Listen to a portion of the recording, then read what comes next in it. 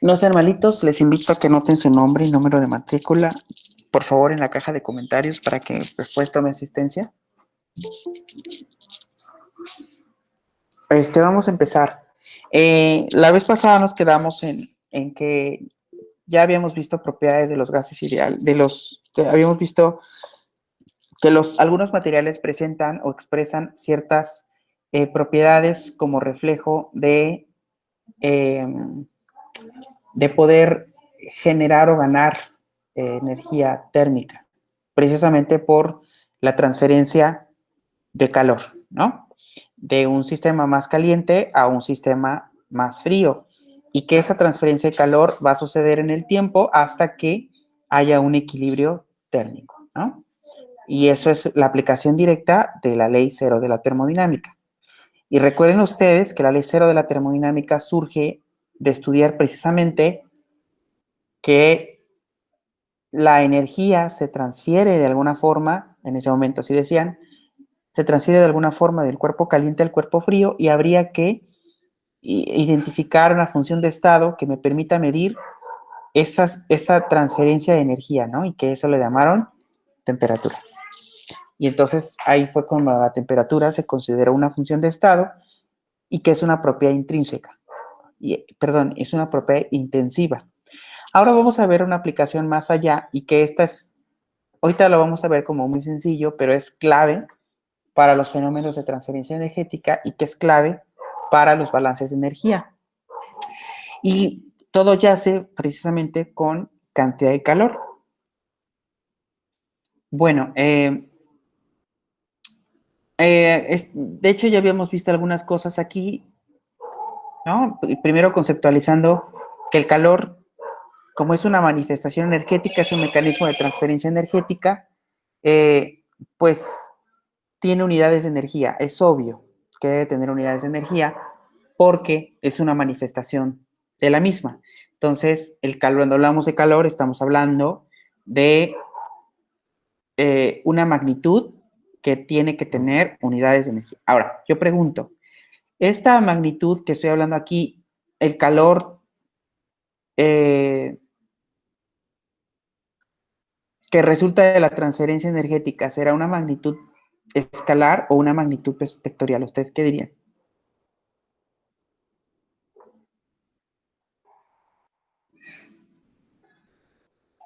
Ay, perdón, Doc, se cortó cuando dijiste la pregunta. ¿Cómo dijo? ¿El calor será una magnitud vectorial o una magnitud escalar?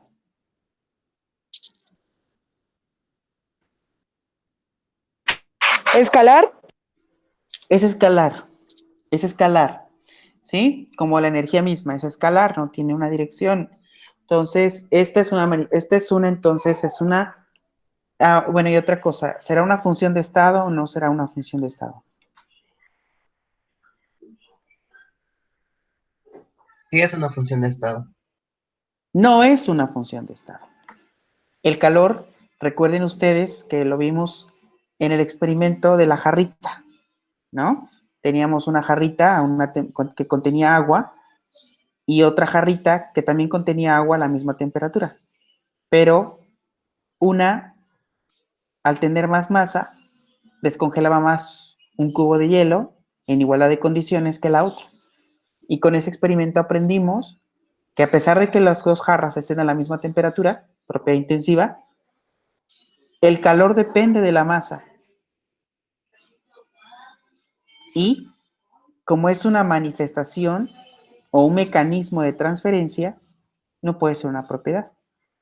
Y lo terminamos de concluir cuando nos imaginamos en el caso hipotético de un cuerpo en el que esté rodeado de paredes adiabáticas, es decir, esté rodeado del vacío, y este cuerpo no va a poder transferir calor hacia el entorno, precisamente porque está en un sistema aislado.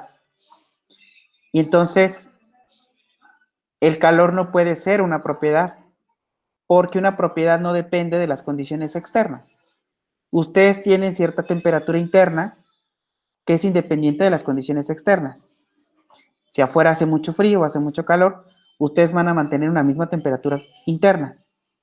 Sí, es una propiedad intrínseca del sistema y no debe de depender del exterior.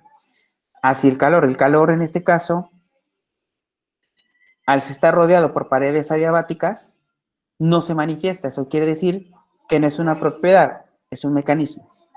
Por eso el calor podrá tener unidades de energía, pero no es una función de estado. Cosa muy diferente a la energía. Un cuerpo tiene energía. Que no lo pueda transferir es diferente, pero tiene energía. ¿Sí? Bueno, entonces vimos las unidades más importantes, caloría, Joule y BTU. Aprendimos que una caloría es la cantidad de energía que se requiere para elevar la temperatura de 1 gramo de agua a 1 grado centígrado, ¿no? Y si estábamos hablando de 10 calorías, pues entonces son 10, bueno, si es una kilocaloría, pues entonces son 1 kilogramo, 1 grado centígrado, ¿no? Y si hablamos de 10 kilocalorías, pues es la cantidad de calor que se requiere para elevar la temperatura 10 kilogramos, 10 grados centígrados, ¿sí? El BTU es análogo, pero en unidades de libras, ¿no? Y de grados Fahrenheit, ya lo vimos. Y aquí están, en resumen, las conversiones, ¿sí? Sería bueno que las tuviéramos muy en cuenta, porque en los problemas más adelante los vamos a necesitar. ¿Sí? Una caloría equivale a 4.186 julios, un BTU 778 pies por libra, una kilocaloría 4.186 julios y un BTU 252 calorías. O sea, un BTU equivale a 1.055 julios o 1.055 kilojulios. Y además alcanzamos a poder revisar un ejemplo de por qué conjeturamos que el calor es una propiedad que depende de la masa. ¿Sí? ¿Recuerdan este experimento? Ok. Pero, a ver, hasta este experimento, si ustedes recordarán, era un recipiente que estaba a 20 grados centígrados.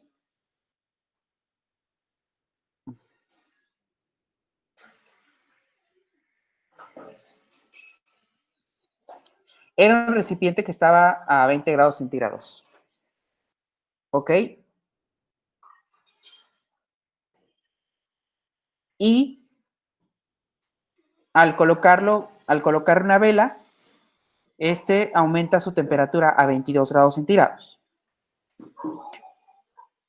Pero, si hacemos este mismo experimento en igualdad de condiciones, la única diferencia es que ahora tenemos 200 gramos y lo dejamos el mismo tiempo calentar, pues se puede observar que el contenedor que tenía menos masa incrementa más su temperatura que aquel que tenía más masa.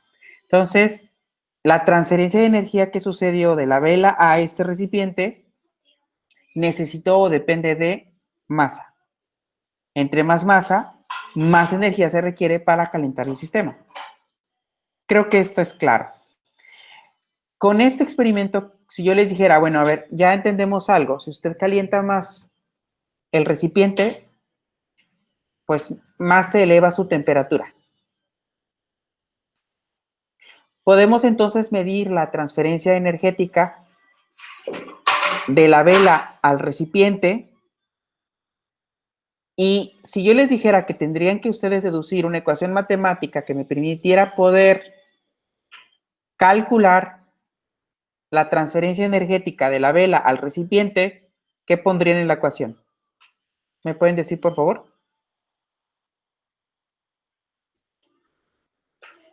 La temperatura inicial y la temperatura final. Claramente necesitamos, muy bien, que si la temperatura es un censo o es un índice de la temperatura térmica del cuerpo, y si yo estoy midiendo la transferencia energética, es claro que en mi ecuación debe venir incluida la temperatura final y la temperatura inicial, ya que la diferencia de estas dos me están dando directamente, pues, la diferencia energética de transferencia.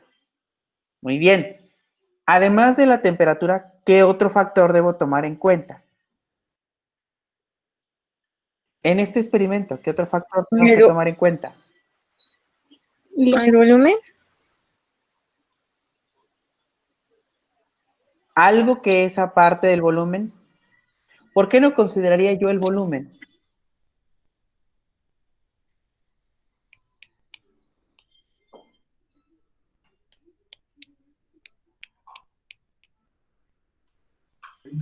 Que es que variar según las condiciones de calor. La primera respuesta que habían dado de volumen no estaba mal, pero hay una forma más directa que tendría yo que tomar en cuenta. Vean el experimento. Aquí no sé qué volumen tiene, ni aquí, pero lo que sí me está reportando el experimento es que tengo una masa inicial, 200 gramos, y en este otro experimento tengo 600 gramos. Entonces, si me están dando la masa, pues nos conviene mejor en la ecuación utilizar masa, ¿no? Sí. Entonces, pudiéramos estar construyendo una ecuación.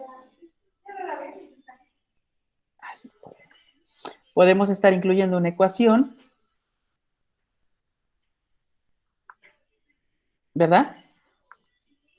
Que va a decir, por ejemplo, que el calor. Ay, pero lo tengo que construir acá. Me va a decir que el calor, por ejemplo, debe de ser igual a ¿cuánto? Debe de ser igual o proporcional a la masa. Otra cosa.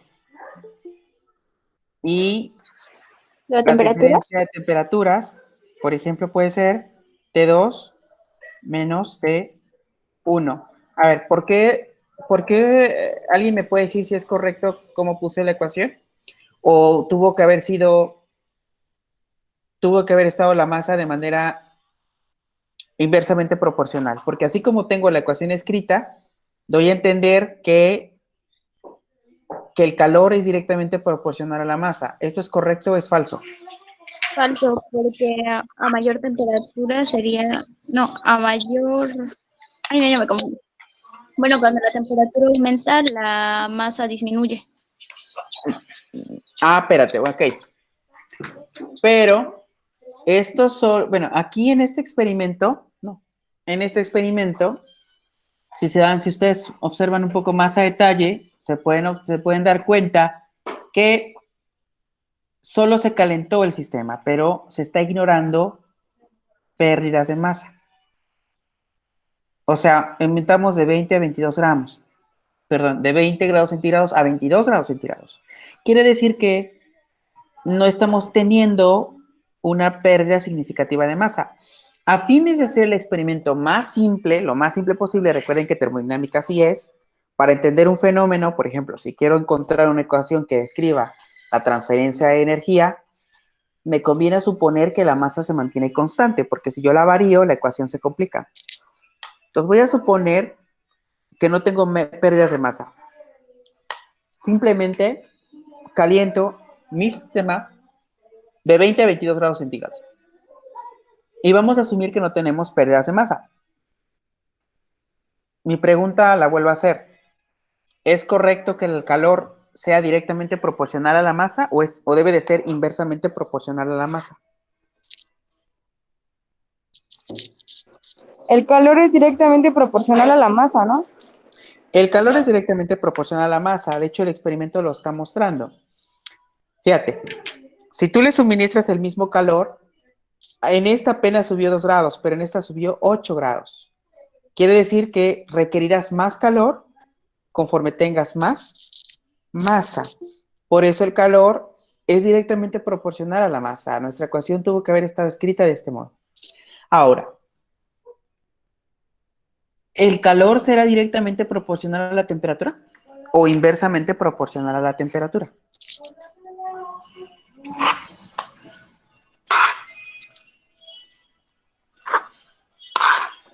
Es directamente proporcional.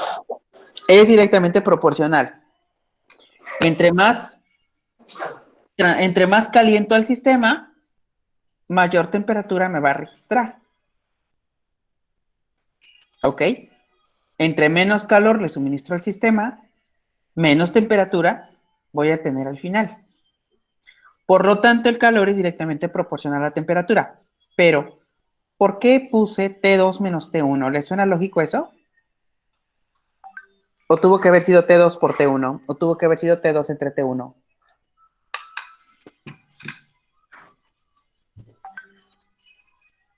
¿Sería T2 por T1? ¿Por qué el T2 por T1?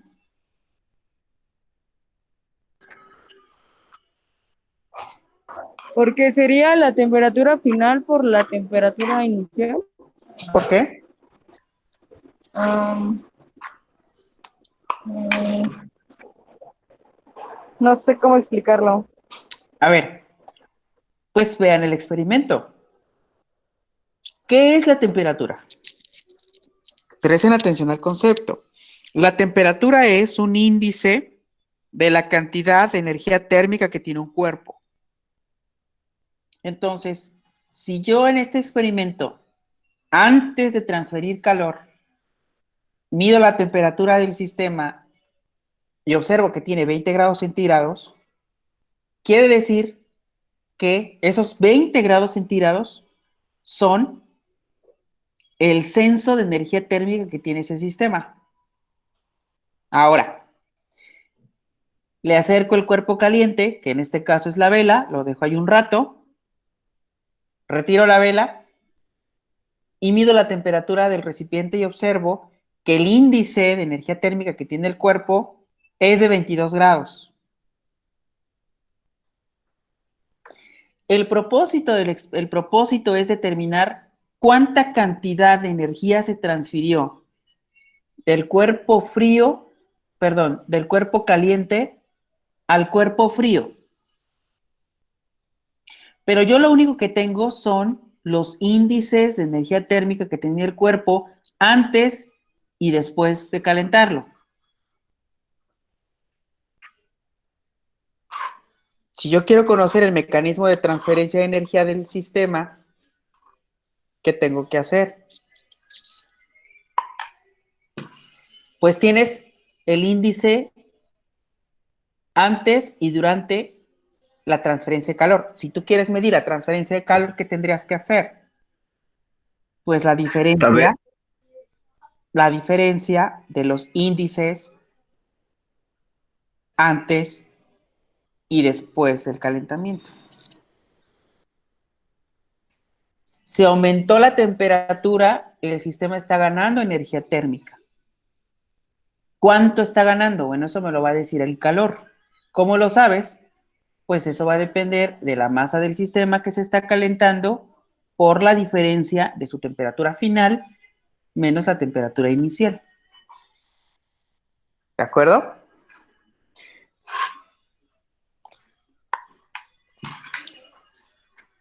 ¿Qué otra cosa que no se menciona en esta transferencia tendría yo que estar considerando?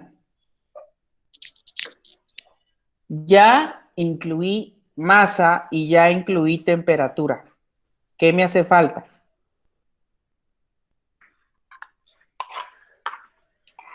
Para que una ecuación tenga validez, ¿qué me hace falta?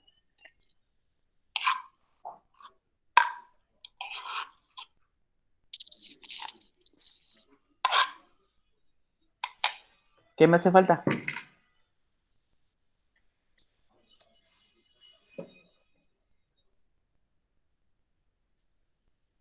¿Qué me hace falta? Pues una constante. Me hace falta una constante. ¿Y esta constante qué será? La capacidad calorífica. La capacidad calorífica, que depende del material en particular. En este caso es agua.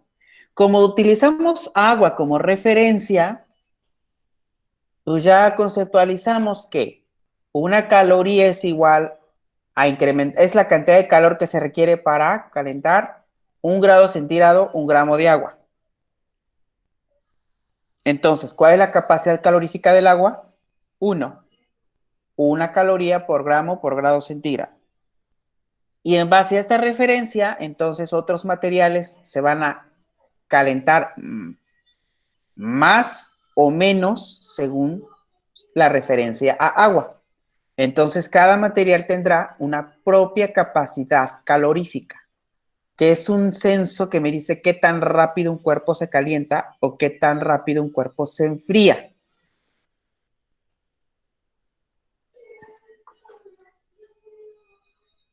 ¿Ok? Entonces, así definimos la capacidad calorífica de una sustancia, la cual es el calor que se requiere para elevar la temperatura 1 grado. Vean ustedes ahí, por ejemplo, se coloca un experimento ahí, por ejemplo, ponen diferentes metales, plomo, bueno, vidrio no es un metal, es una mezcla de silicatos, plomo, vidrio, aluminio, cobre, hierro.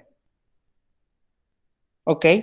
¿Qué tiempo tardan en alcanzar los 100 grados centígrados todos?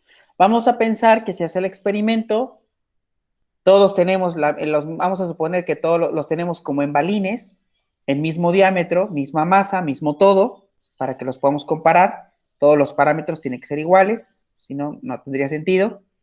Y entonces les elevo la temperatura hasta 100 grados centígrados y mido qué tiempo les tomó calentarse. Vean ustedes que el plomo le tomó 37 segundos. Al vidrio, 52 segundos. Al aluminio, 60 segundos. Cobre, 83 segundos. El hierro, 90. De hecho, están ordenados en orden ascendente a tiempo. ¿A quién le tomó más tiempo calentarse? Al hierro. Al hierro le tomó más tiempo calentarse. ¿Sí? ¿Quién requirió más calor?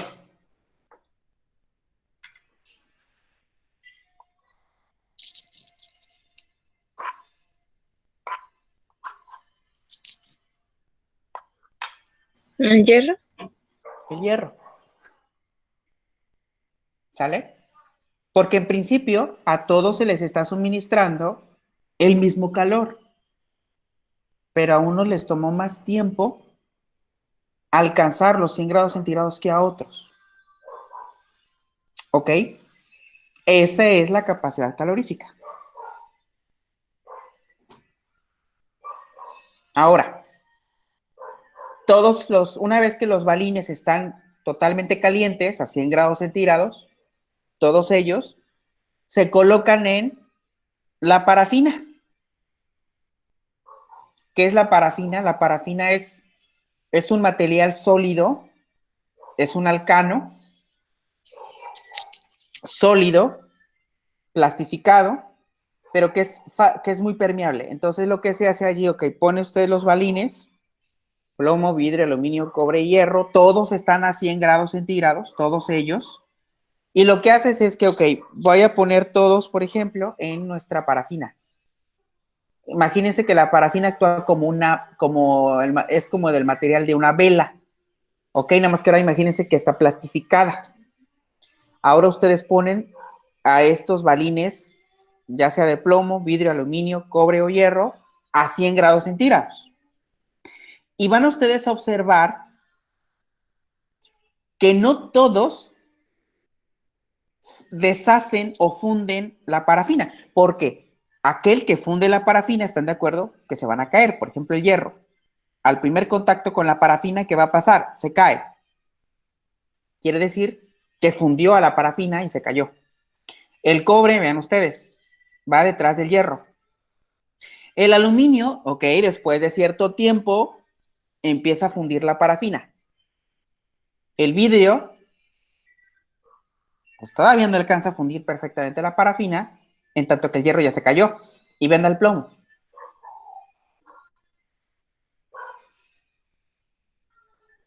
Al hierro le tomó más tiempo calentarse. Pero, ¿qué tan rápido transfirió la energía térmica a la parafina? ¿Más rápido o más lento que el plomo? Más rápido. más rápido. ¿Quién tiene una mayor capacidad calorífica? ¿El hierro o el plomo? El hierro. El hierro. ¿Por qué? Porque tiene la capacidad de transferir la energía térmica más rápido que el resto. Le costó más trabajo calentarse. ¿Por qué? Porque eso lo mismo lo explica. Tarda más tiempo en transferirlo, por lo tanto, tarda más tiempo en calentarse. Aquí se está calentando y empieza a transferir. Caliente y empieza a transferir. Caliente y empieza a transferir. Por eso le toma más tiempo alcanzar los 100 grados centígrados. Cosa diferente del plomo. Como el plomo no es un buen, no tiene una buena capacidad de transferencia energética, si yo lo estoy calentando, lo que va a hacer es que este va a almacenar más rápido el calor, va a almacenar más rápido la energía térmica, lo va a almacenar y por eso le va a tomar menos tiempo a diferencia del hierro, que disipa más rápido el calor. ¿Sí, jóvenes?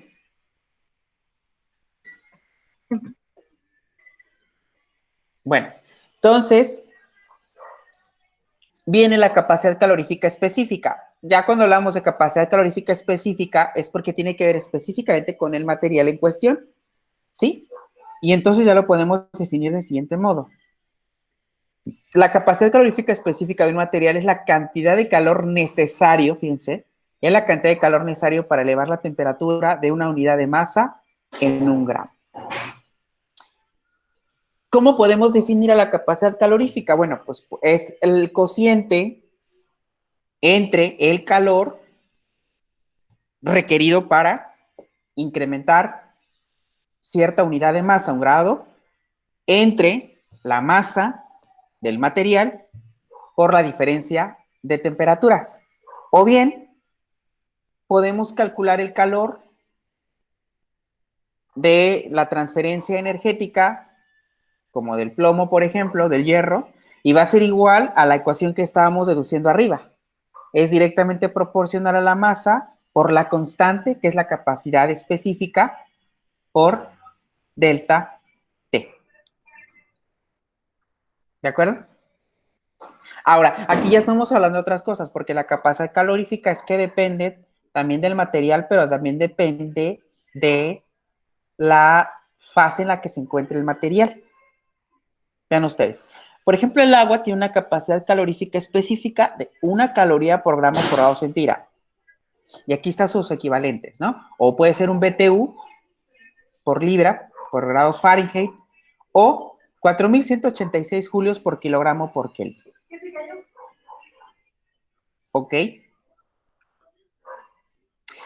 Pero el agua, cuando se encuentra en su forma de hielo, está en su fase sólida, como hielo, la capacidad calorífica que esta presenta es aproximadamente la mitad de la que presenta en su estado líquido. Es decir, esta capacidad calorífica que tiene aquí el agua, de 1 caloría por gramo por grado centígrado, solamente se cumple en cierto intervalo de temperatura en el que el agua está en su fase líquida. Cuando está en su fase gaseosa, su transferencia energética es mucho mejor.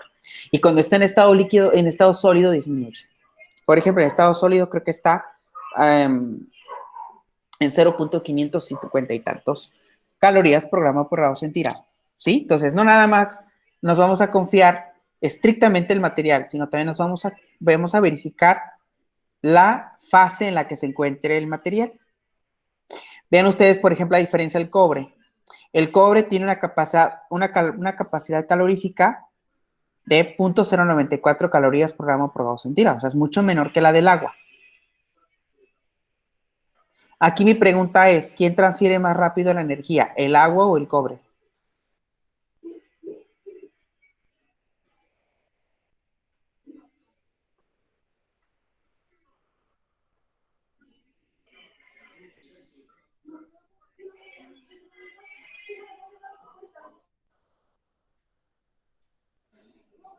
¿Jóvenes?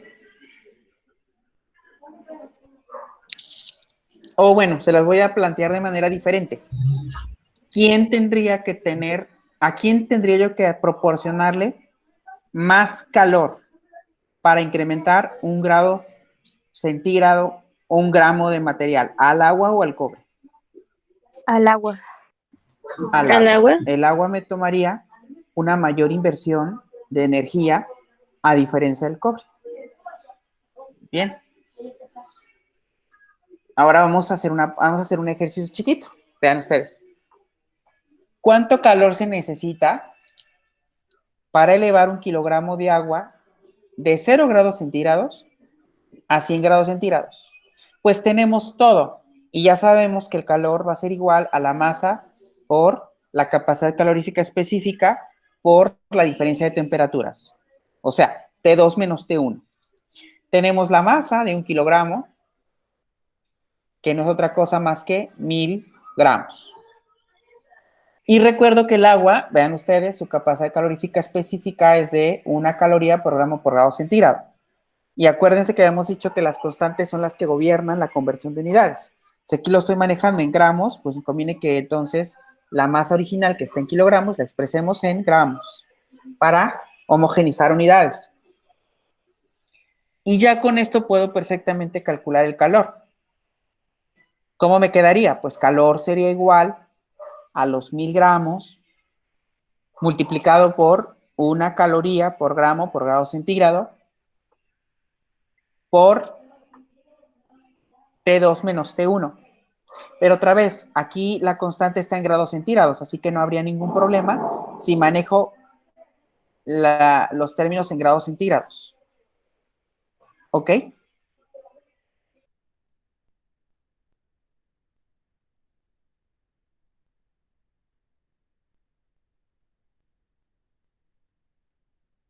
Ok, entonces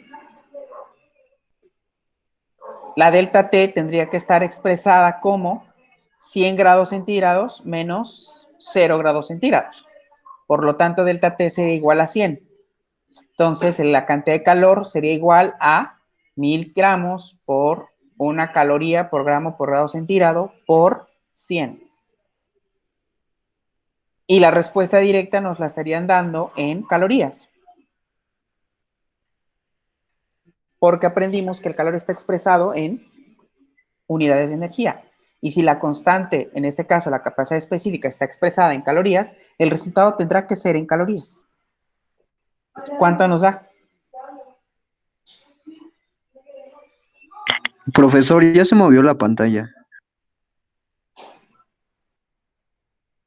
¿Ya se movió la pantalla? Ya está bien. Ok. ¿Cuánto nos da?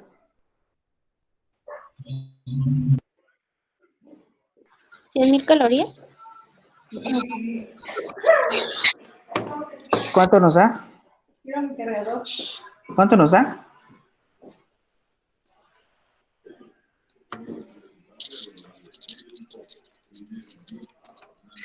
¿100.000 calorías? Nos daría 100.000 calorías. 100.000 calorías. Aquí está mal. 100.000 calorías. Que en otras palabras, ¿cuánto serían kilocalorías? 100 kilocalorías. 100 kilocalorías. Y ya ustedes corrigen esto en la conversión en BTU y en el equivalente a julios. Ya vimos cuánto que valdría 1 caloría, por ejemplo, a julios. Sabemos que 1 caloría es igual a 4.18 julios, ¿no? Entonces ya sabríamos perfectamente cuánto correspondería a julios o cuánto correspondería a BTU. Ya no me detengo en esto porque creo que es muy sencillo. ¿Sí? ¿Hasta aquí vamos claros, jóvenes?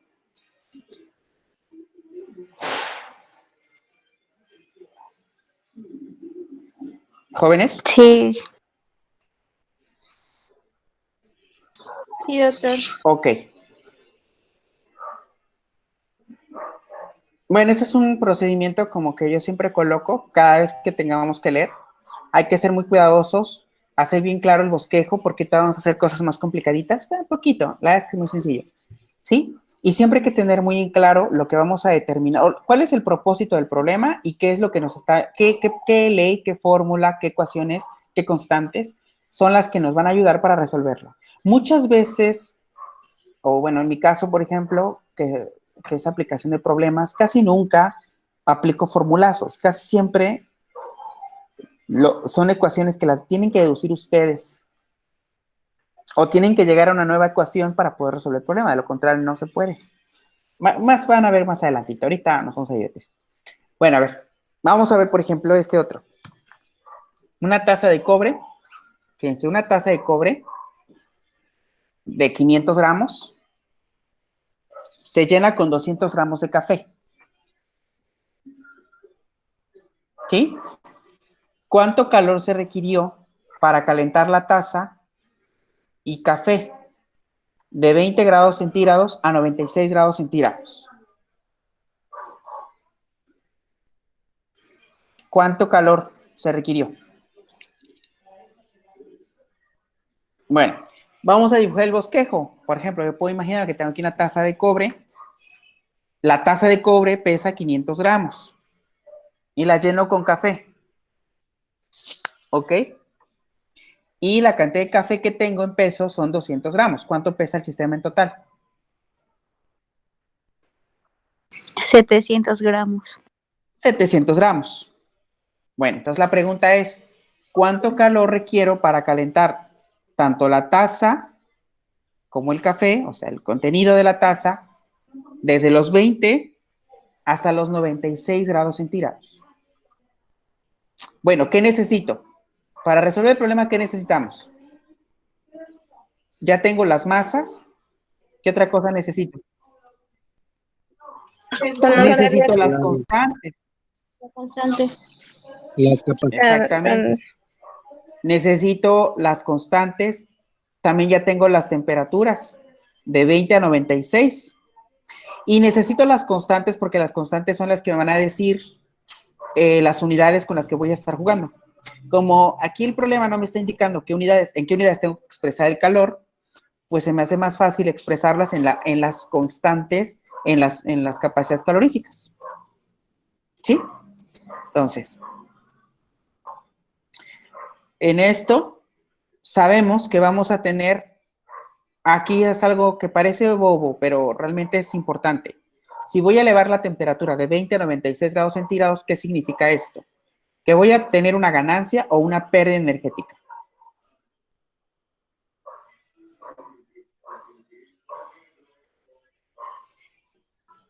¿Me pueden decir si tenemos una pérdida o una ganancia energética?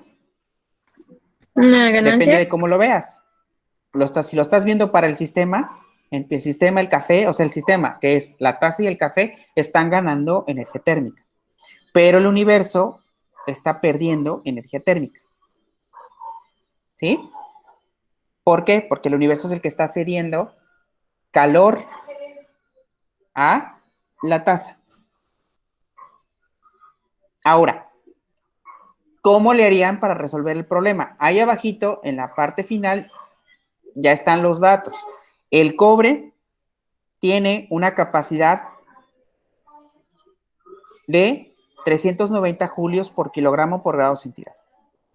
Y el café, que lo vamos a considerar por aproximación, agua, sin embargo ya hay muchos estudios que si ustedes le ponen ahí café, ya les trae capacidades caloríficas según el tipo de café. Pero vamos a considerar que no contamos con un diseño experimental y vamos a aproximarlo. Bueno, es café en su mayor proporción tiene agua, entonces vamos a suponer que como el mayor componente del café es agua, pues podemos hacer la aproximación de que la capacidad calorífica va a ser parecida al agua sola, que eran 4.186 julios por kilogramo por grado centígrado. Con eso puedo calcular la cantidad de calor. ¿Jóvenes?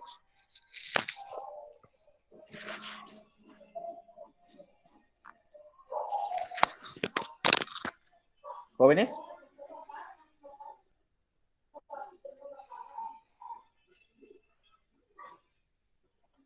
Jóvenes, esto es una pregunta. Sí, pero tenemos julios.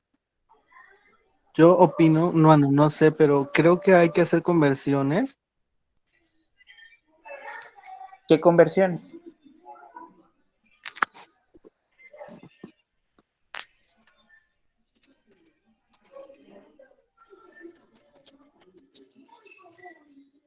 Nos está pidiendo la cantidad de calor que requiero.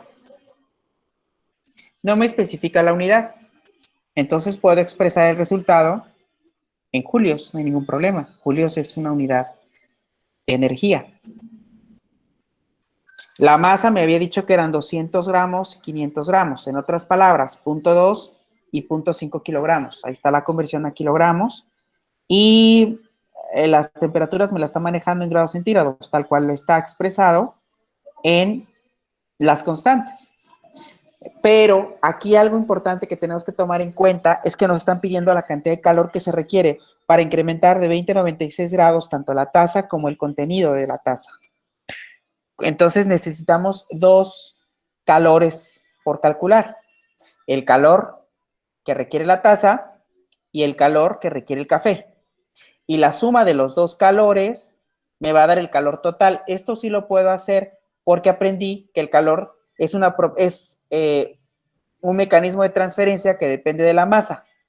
Por lo tanto, entonces es una magnitud que va a ser escalar y por lo tanto depende de la masa. Es correcto entonces asumir que la cantidad de calor total va a ser igual a la suma de los calores de manera independiente, de la taza y del café. A ver, entonces, voy a poner una abreviatura, ¿sí? Voy a poner una abreviatura. Por ejemplo, que uno va a ser ahí M y el otro va a ser W, por poner algo, ¿sí? M va a ser cobre y W va a ser el agua. Entonces, la cantidad de calor total va a ser igual al primer componente, la primera aportación de calórica que correspondería al cobre. Entonces sería la masa de cobre por la capacidad calorífica del cobre por la variación de temperaturas del cobre. Más, ahora el otro sistema, la masa del café por la capacidad calorífica del café por la diferencia de temperaturas. ¿Alguien me puede decir cómo pudo haber quedado esta expresión en otra forma?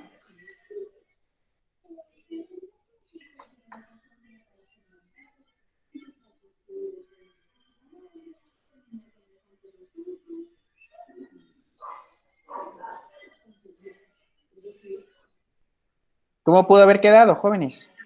Podría quedar, dos veces la masa. No, porque la masa del café y del cobre son diferentes. El común denominador de ambas, ¿qué es? La diferencia de temperatura. La diferencia de temperaturas. Entonces, Igual. puede haber quedado igual. Calor total es igual a la diferencia de temperaturas por el primer sistema, que es este,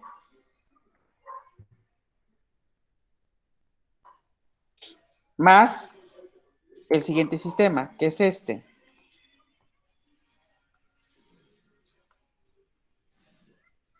Y listo. Pudo haber quedado así y no habría ningún problema, porque los dos sistemas están a la misma temperatura inicial y a la misma temperatura final. Y ya nada más es cosa de sustituir aquí nuestras magnitudes.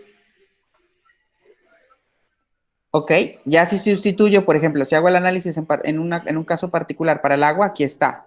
Acuérdense que delta T es 96 menos 20, por eso nos da 76 aquí. Y hago lo mismo para la tasa, aquí está otro. El valor que me va a dar 1 es de 63,600 y va a estar en julios porque así estaba expresada la constante.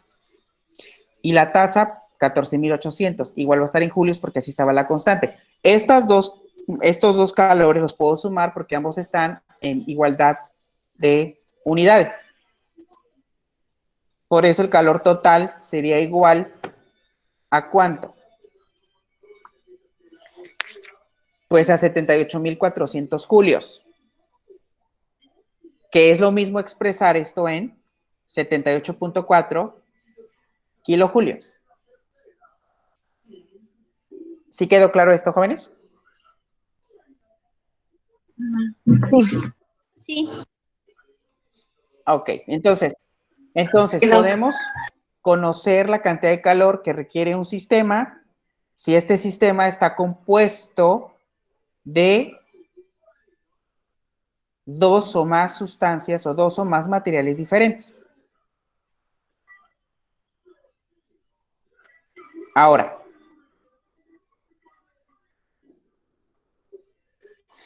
aquí lo que les decía yo, que las unidades sustituidas deben ser consistentes con las del valor elegido de la capacidad calorífica específica. ¿Qué es lo que les digo yo? Casi siempre las constantes son lo que es un poquito más complejo de modificar en cuanto a conversión de unidades. Es más fácil si convertimos la masa de gramos a kilogramos o de grados Kelvin a grados centígrados que hacer una revolución en cambio de unidades en las magnitudes de las constantes, porque por lo regular casi siempre las constantes manejan varias unidades.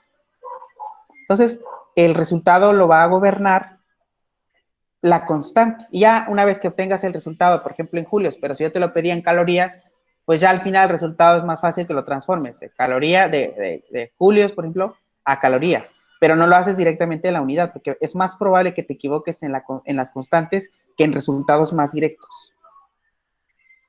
¿De acuerdo?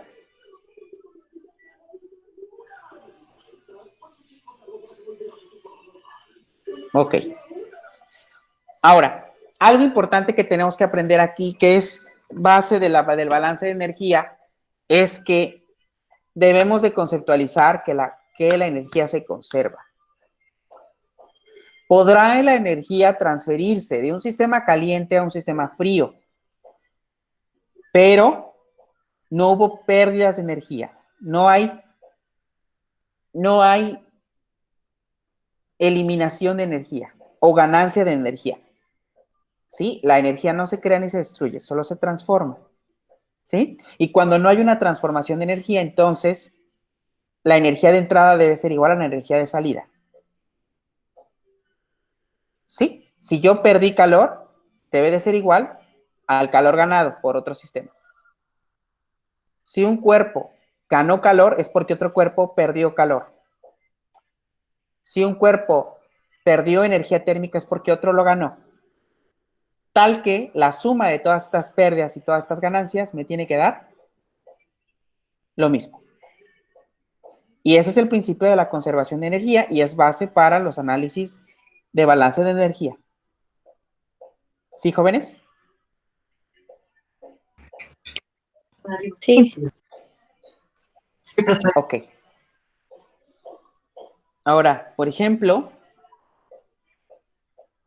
yo puedo saber la cantidad de calor que ganó un cuerpo y que perdió el otro si conozco las condiciones en las que estaba el primer material con respecto al segundo, y así puedo hacer un tercero o un cuarto.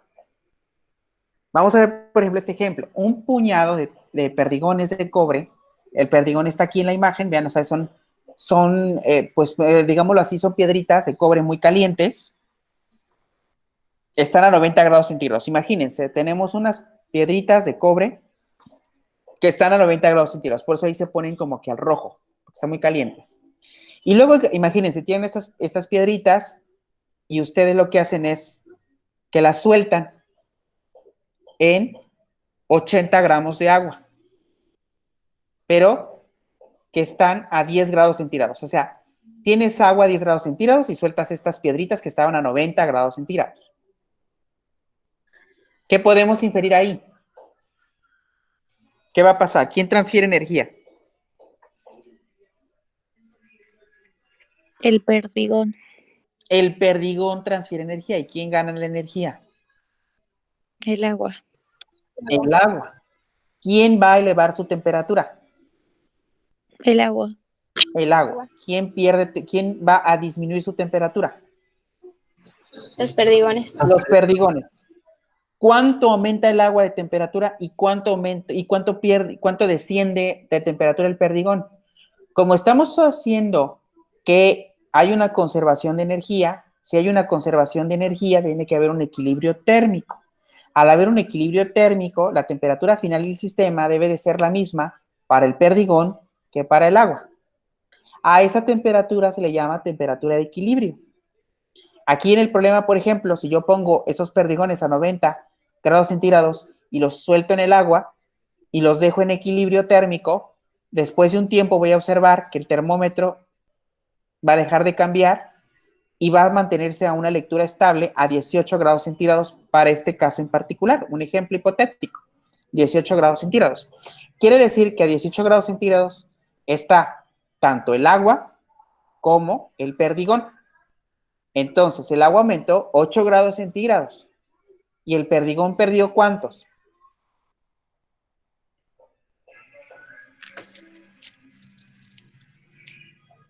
¿Cuántos grados centígrados perdió el perdigón?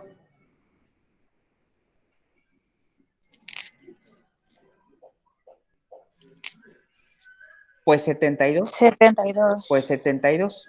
Ahora, mire, la pregunta aquí del problema es, ok, ¿cuál fue, para que llegaras a un equilibrio de 18 grados centígrados, cuál fue la masa de cobre?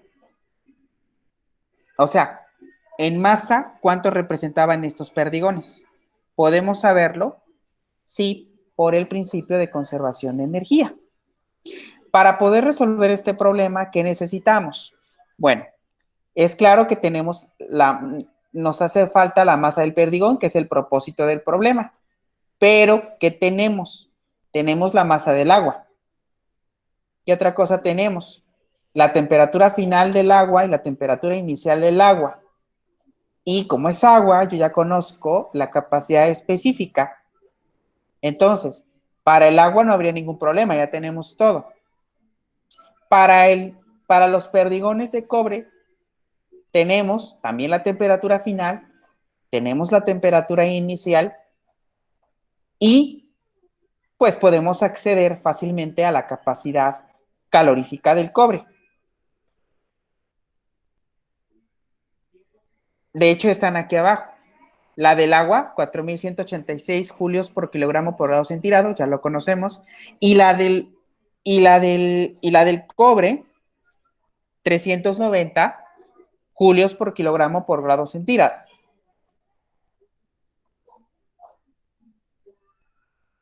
¿Qué podemos hacer? Pues aprendimos de la transparencia pasada que las pérdidas de calor van a ser igual a las ganancias de calor. Entonces, la cantidad de calor que transfirieron los perdigones al agua va a ser igual a la cantidad de calor que ganó el agua tras la adición a los perdigones. Por lo tanto, el calor que se dieron los perdigones va a ser igual al calor que aceptó el agua. Ok, entonces puedo hacer una igualdad que el calor de entrada o el calor que cede va a ser igual al calor que se absorbe o que se acepta. Pérdida de calor del perdigón igual al calor ganado por el agua. ¿Qué tenemos en las pérdidas de calor por el perdigón? Bueno, no tengo la masa, que es el propósito del problema, pero sí tengo su capacidad específica, que son 390 julios por kilogramo por grado centígrado, y tengo su delta T. ¿Cuál es la delta T?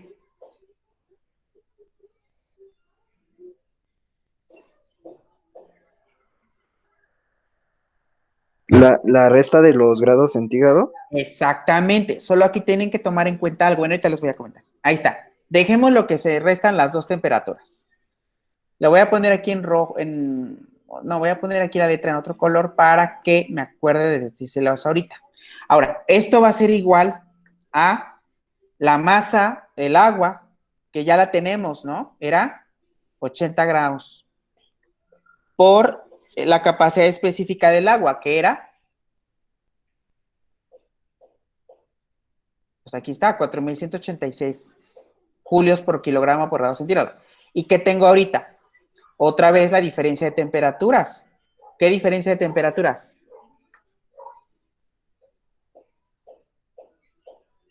T2 menos T1. Aquí es muy importante, chicos. T2 menos T1.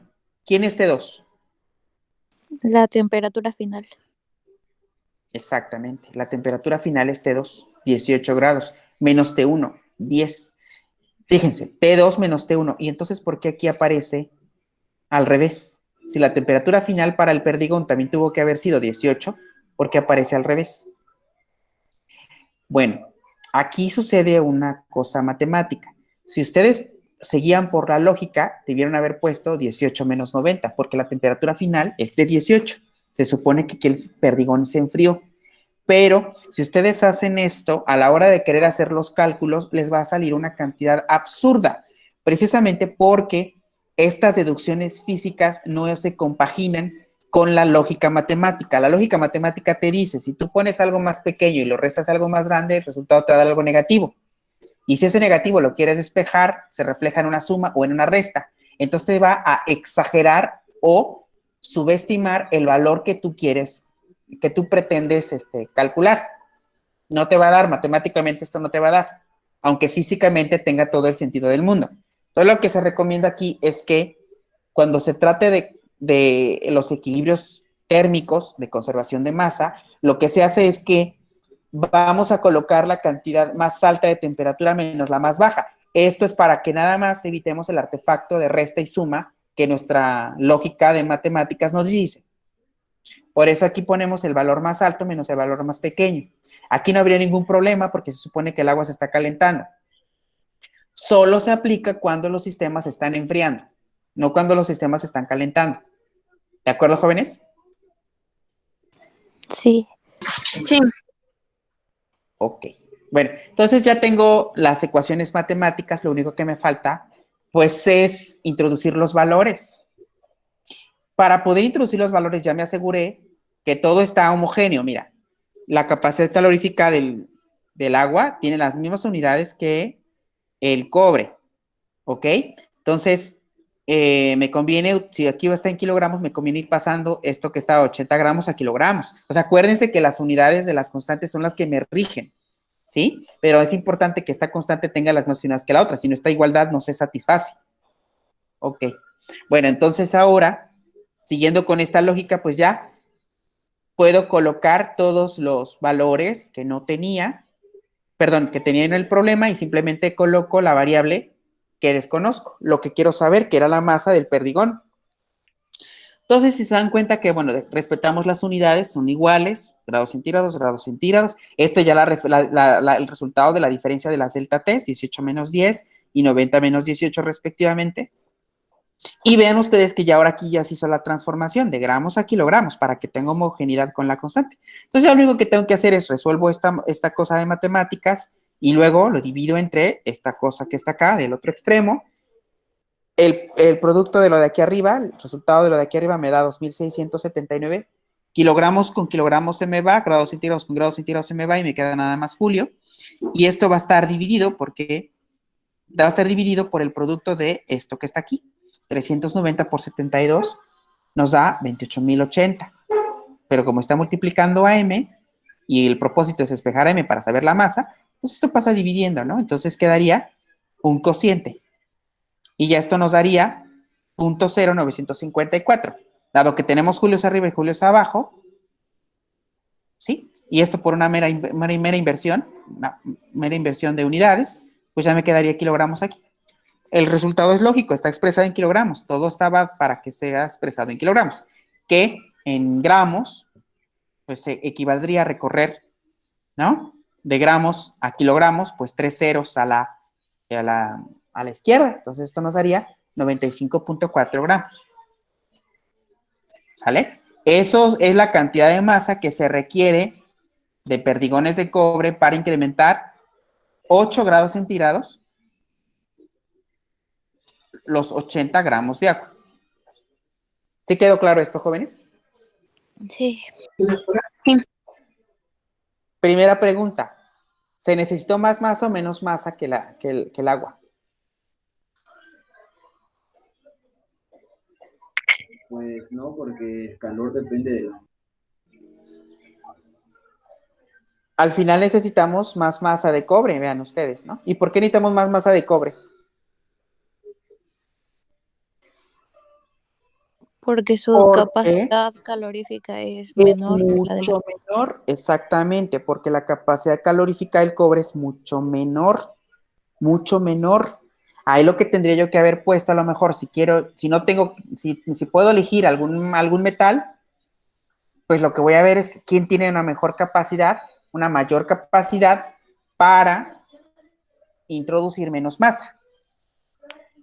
¿Sí? Porque disipó muy rápido la energía, se enfrió demasiado rápido. ¿De acuerdo? Entonces depende del material en cuestión. Esto es muy importante porque casi siempre al final del termodinámica pongo un problema aplicado, donde tienen que diseñar un reactor y ven que los reactores dependen mucho si es un sistema galvanizado, si es un sistema de cobre, de aluminio y demás. Esto, por favor, es muy importante. Que sepan elegir el material. Bueno, entonces vamos a ver cambio de fase.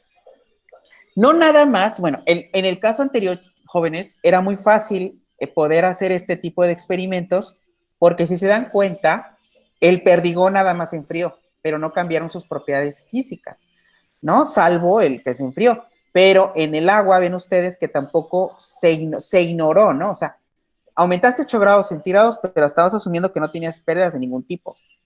Ahorita en termodinámica más adelante vamos a darnos cuenta que las pérdidas por equilibrios de rocío, por vapor de rocío, por vapor de saturación y sobresaturación son importantes, pero vamos para allá.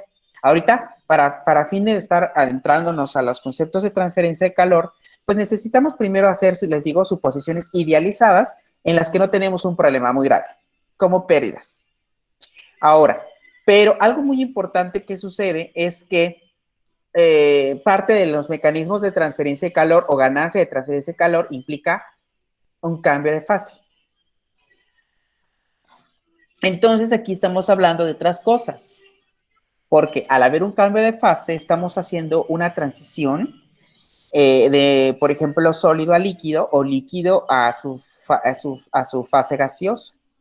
El primer paso, si estamos hablando de sólido a líquido, pues estamos hablando de la fusión, ¿no? Y si estamos hablando de líquido a gaseoso, pues estamos hablando de vaporización.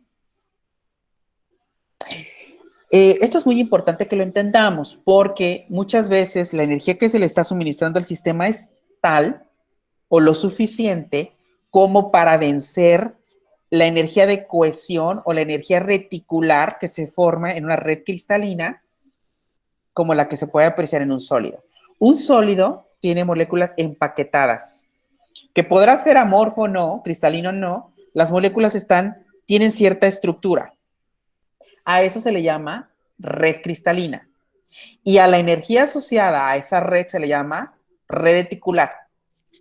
Para que tú puedas deshacer esa red reticular, para que tú puedas deshacer esa energía reticular, necesitas energía para poder hacer eso. Cuando la energía térmica que se le suministra al sistema es tal, pues puede ser suficiente para poder vencer o deshacer toda esta red cristalina. Y entonces estamos hablando de que el sólido se funde. Caso recíproco, las moléculas de líquido tienen una cierta fuerza de adhesión, ¿no? Como producto de las interacciones moleculares que existen en el líquido. Cuando la energía suministrada al sistema es tal, puedes vencer estas interacciones intermoleculares y mantener al gas en su estado gaseoso. Pero necesitas una cierta inversión energética, ¿no? Asociada al primer fenómeno descrito o al segundo fenómeno descrito. Entonces, el calor de la primera, pues es el calor de fusión. El calor de la segunda es el calor de vaporización. ¿Ok? Estos son nuevos conceptos que necesito que se estén aprendiendo. ¿Cómo calculo el calor asociado a la fusión? Pues va a ser estrictamente asociado a la cantidad de masa que quieres fundir por un calor específico de fusión. Para el calor de vaporización, pues va a ser igual a la masa de lo que quieres evaporar por el calor específico del producto que vas a evaporar. Si tenemos agua, si tenemos alcohol, si tenemos cetona, si tenemos un polímero, si tenemos un material, estos materiales se van a fundir o se van a evaporar según la cantidad de calor que requiera, porque esta cantidad de calor depende del material en cuestión. Entonces, cada material tiene un calor de fusión o un calor de vaporización. Y el calor que se necesita para fundir tanto de un material, pues está en función de su masa y de ese calor. O de evaporar, está en función de su masa y de ese calor. ¿Sí, jóvenes? ¿De qué calor estoy hablando? A ver, si yo hablo de que se requiere un calor en específico para pasar de sólido a líquido, pues estamos hablando aquí de un término que se llama calor latente. Y que puede ser un calor latente de fusión, si estamos pasando de sólido a líquido, o un calor latente de vaporización, si estamos pasando de líquido a gas. Y ya el calor que requiero para fundirlo, pues va a ser el producto de la masa por el calor latente. ¿Sí? Aquí L corresponde a latente y F es fusión. O L de aquí, que es latente, por el subíndice V, que es vaporización. ¿De acuerdo? Ajá, entonces el calor latente va a hacer fusión, va a ser como su calor específico del estado en el que se encuentra. No es necesariamente el calor específico. Buena pregunta, muy buena pregunta. El calor específico solo es válido cuando el sistema es estable. Por ejemplo, si usted nada más va a calentar agua de 20 a 60, puede usted asumir que en ese incremento de temperaturas de 20 a 60, el agua se va a mantener en su estado líquido. Ahí estamos hablando que lo que va a considerar usted ahí es el calor específico. Pero si estamos hablando específicamente de una transición de fase, ya no podemos hablar del calor específico, porque el calor específico solamente es aplicable a una fase. Pero aquí usted no está teniendo una fase, está teniendo justo una transición de fase. Por eso aquí el término ya es diferente y es asociado a un calor latente, porque es un cambio de fase. No sé si me estoy dando a entender. Sí, sí, sí. Ok, entonces si se dan cuenta aquí tenemos dos cosas. Fíjense ustedes, si yo les dijera, yo deseo calcular o quiero que me calculen la cantidad de calor que requiero para incrementar la temperatura del agua, una cantidad hipotética, 100 gramos, que está a 20 grados centígrados, pero que va a terminar a 200 grados centígrados. Calcúlenme la cantidad de energía que yo necesito invertirle para llevar al agua de 4 grados centígrados, no me acuerdo cuánto dije, 20, a 200. ¿Qué tendrían que hacer ustedes? Tendrían que estar calculando cuántos calores.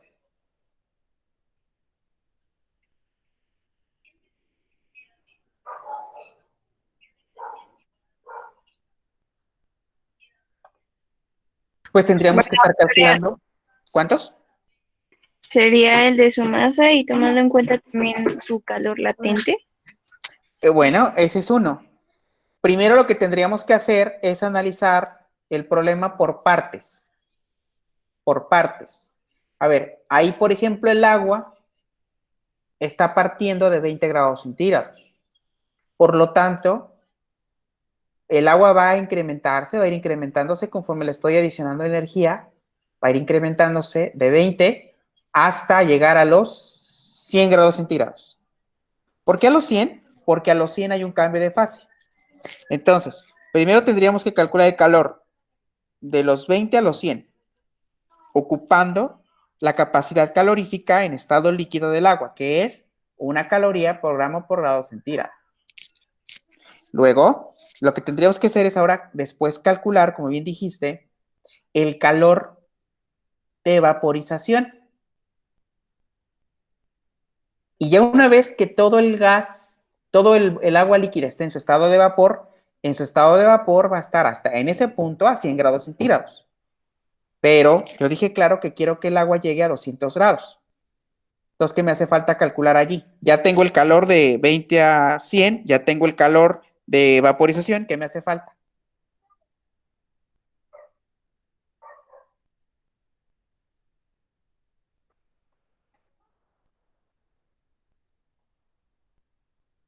La masa del agua. No, ya la tengo. Por ejemplo, yo dije 200 gramos. Con 200 gramos de agua yo puedo calcular el calor del agua de 20 a 100. Esa misma cantidad de agua me sirve para calcular el calor de vaporización. ¿Qué me hace falta? Ahorita estoy ya en estado de vapor a 100 grados centígrados, pero el problema me dice que tengo que llegar a 200 grados centígrados. ¿Qué me hace falta?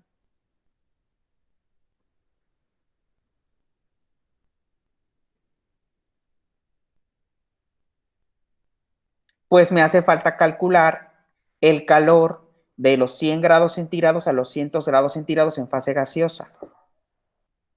Entonces ahí tendría yo que estar calculando 3 calores. El calor en estado líquido, el calor de vaporización y el calor en estado gaseoso.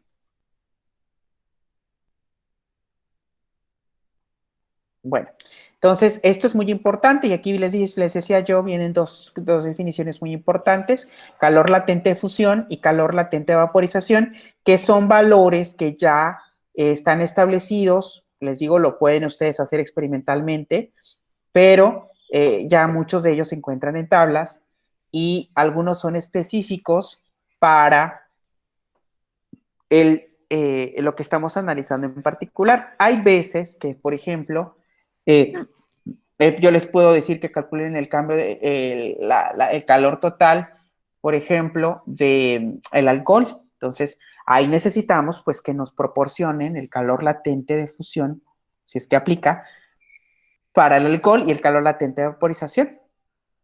¿Sí? Los conceptos ahí los tienen, que es lo que acabo de explicar anteriormente. ¿Sí?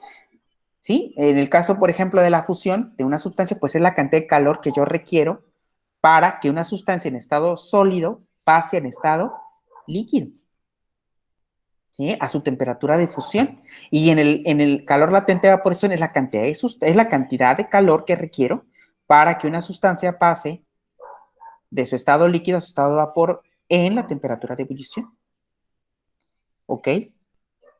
Para el agua, por ejemplo, ven ustedes que el calor latente de fusión son 80 calorías por gramo. O sea, yo requiero 80 calorías para fundir 1 gramo de hielo. ¿A qué temperatura, jóvenes?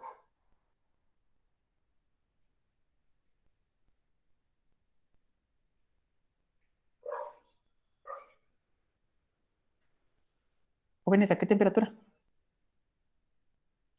Ay, no puede ser, todavía me falta un esto. ¿A qué temperatura? No, el calor. ¿Cuál es la fusión del hielo? La fusión del agua. Fusión, no vaporización.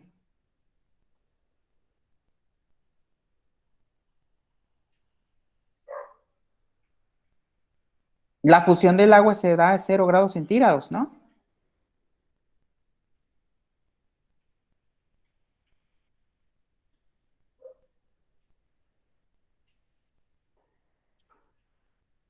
Entonces, yo requiero 80 calorías para fundir 1 gramo de agua a 0 grados centígrados.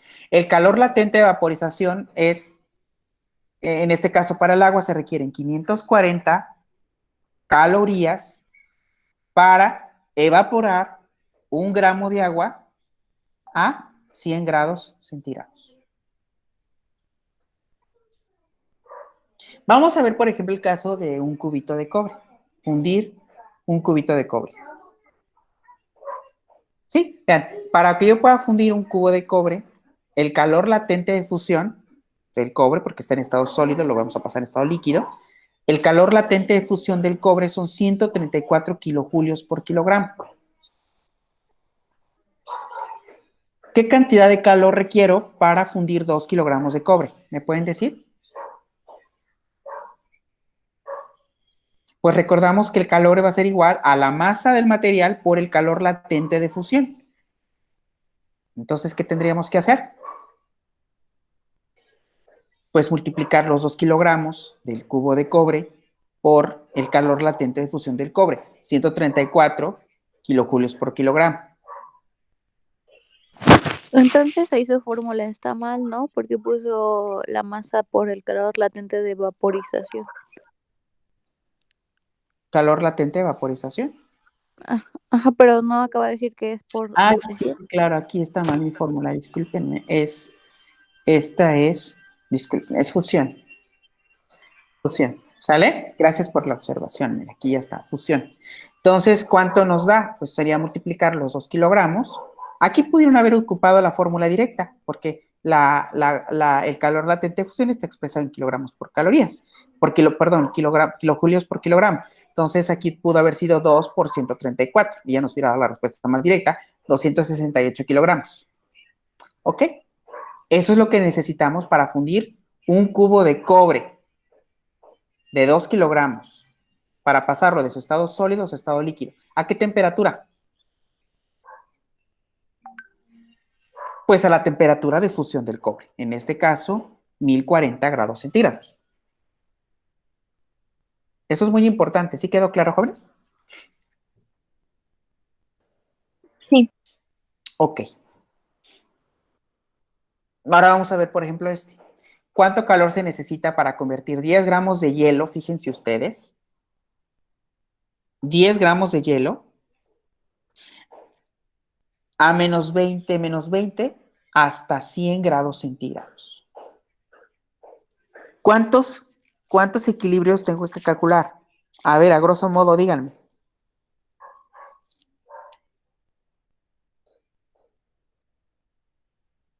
Vean ustedes aquí la escala. Estamos aquí en menos 20. Pensemos aquí, ¿no? Aquí está el hielo a menos 20. Y aquí, bueno, aquí les voy a comentar, este es un diagrama en el que el eje de las Y corresponde a temperatura, el eje de las X corresponde a calor. Quiere decir que conforme caminamos en el eje de la abscisa, estamos calentando el sistema, estamos introduciendo calor, y a medida que estamos introduciendo calor, pues incrementa la temperatura del sistema. Vean ustedes que el diagrama, los dibujos de arriba corresponden a lo que les comento, porque abajo calor, pues el sistema está en hielo. Conforme vas calentando, el sistema se funde hasta que se haga vapor. ¿Ok? Entonces podemos nosotros establecer la cantidad de calor que se necesita para un caso en particular. En este caso, por ejemplo, 10 gramos de hielo. Pues sí, ¿no? Porque estamos a menos 20. A menos 20, pues estamos en su estado sólido. Menos 20. ¿Qué tendríamos que hacer? Pues incrementar el calor. ¿Y qué va a pasar? Pues este hielo no se va a fundir. Lo que va a hacer es que va a incrementar primero su temperatura. ¿De menos 20 a cuánto?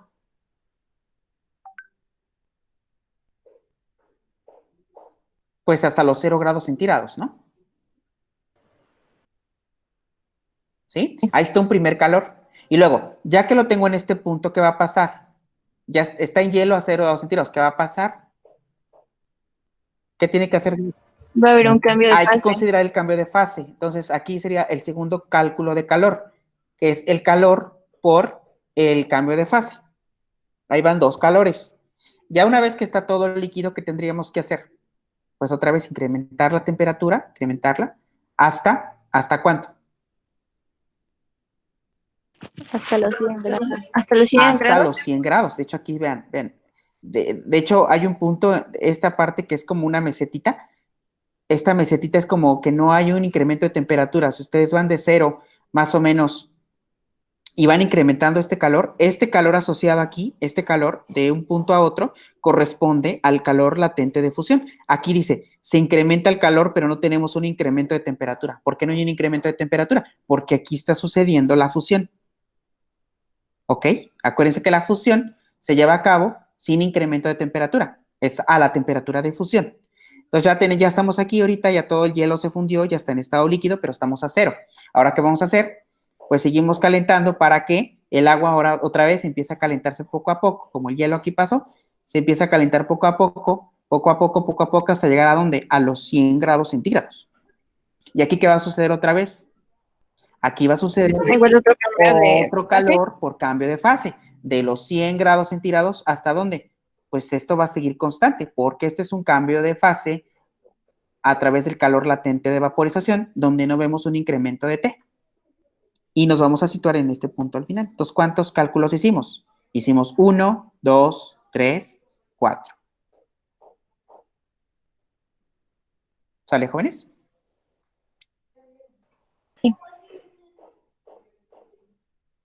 Ok. Entonces yo quiero hacer este análisis. Lo primero que me correspondería hacer es calcular, por ejemplo, el primer calor. ¿Sí? Vamos a calcular el Q2, bueno, aquí lo pusieron Q2, para fundir 10 gramos de hielo a 0 grados centígrados, que es el primer paso, ¿no?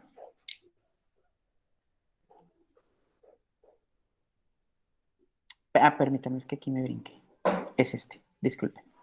A ver, el primer paso, estamos en este diagramita, ¿no? Ya entendimos que vamos a hacer 4 cálculos de calor.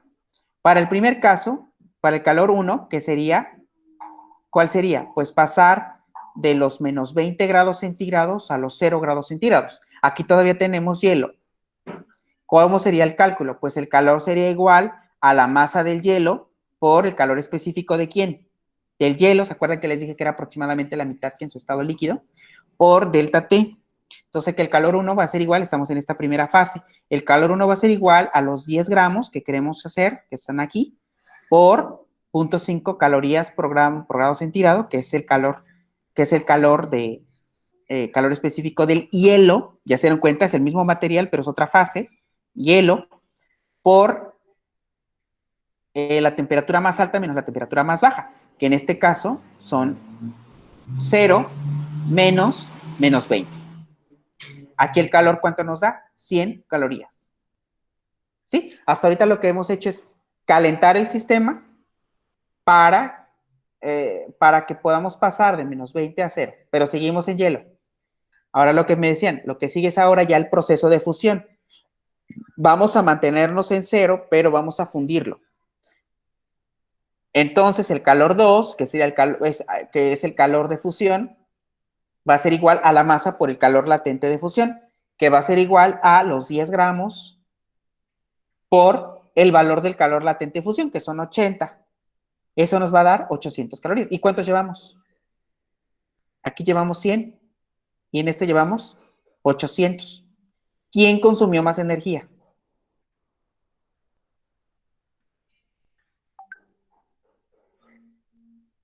Chicos, ¿quién consumió más energía? El primer proceso, o sea, calentar el hielo o fundirlo.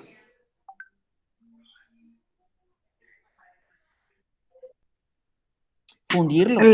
Para que vean, por ejemplo, que cuando ustedes tienen agua hirviendo en la casa, su mamá los regaña cuando ya esté hirviendo y lo dejan mucho tiempo en la estufa, por ejemplo, ¿no? No los regañan de ya tienes que apagar el agua porque es el punto en donde se consume más gas. Precisamente porque requiere más gasto energético. ¿Sí?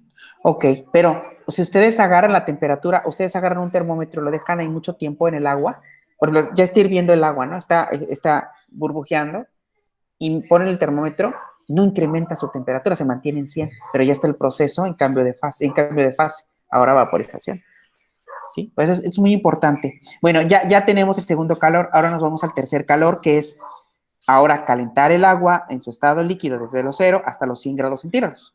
Ahora si utilizamos el calor específico, la capacidad calorífica del agua en su estado líquido, que era una caloría, por 10 por la delta T, eso nos da 1000. ¿Por qué nos da muy alto? Ah, pues porque aquí vas a calentar desde 0 hasta 100. O sea, un delta T de 100. ¿Sí? Pero en el otro eran 800. A una misma T. Entonces, hasta ahorita llevamos 1900 por el calor 1, el 2 y el 3.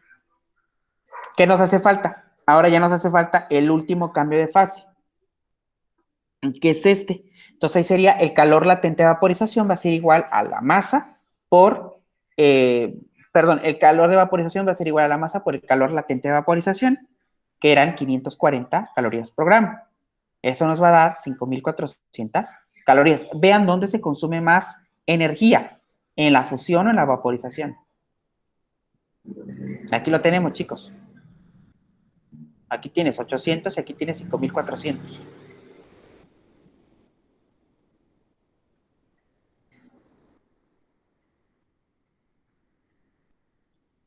Jóvenes.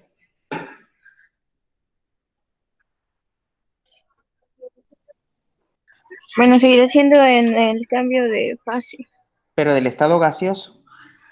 En el estado gaseoso se consume más energía que en la fusión. O sea, en la vaporización que en la fusión. O sea, se requiere más inversión para romper enlaces no covalentes que la energía reticular.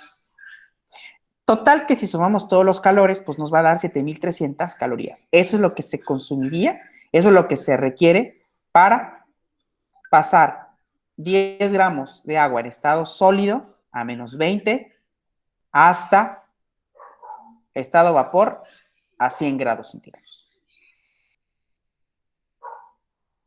¿Sí, jóvenes?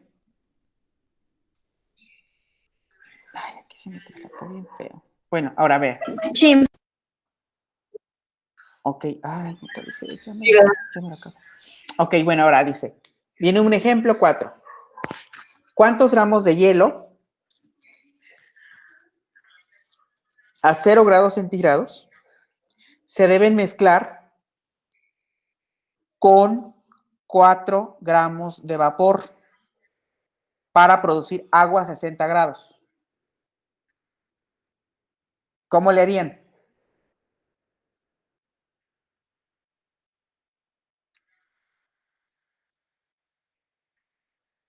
¿Cómo le harían?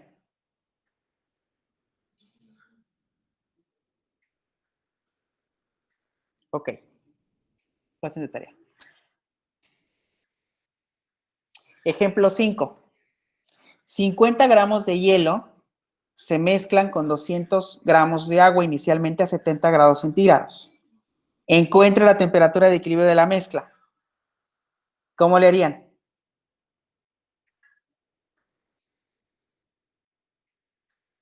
Ok, se queda de tarea.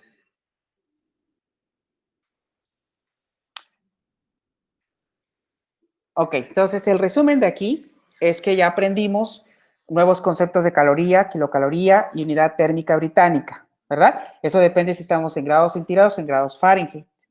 Además aprendimos que podemos calcular el calor asociado dependiendo de si nos mantenemos en una fase o hay una transición de fase. Eso es muy importante tomarlo en cuenta, sobre todo porque muchas de las calderas que ahorita están en servicio pues implica una alimentación de vapor de agua. Entonces, tenemos que tener muy claro los equilibrios para poder tener vapor sobrecalentado, vapor saturado, etcétera, ¿no? Y bueno, las raíces o las bases de ese entender están aquí. Estas son las ecuaciones que se estarían ocupando según se quiera calcular la capacidad específica o el calor específico o en su caso determinado el calor. Y además aprendimos que el calor es directamente proporcional a la masa por la capacidad específica del material por la variación de temperatura del estado final y el estado inicial.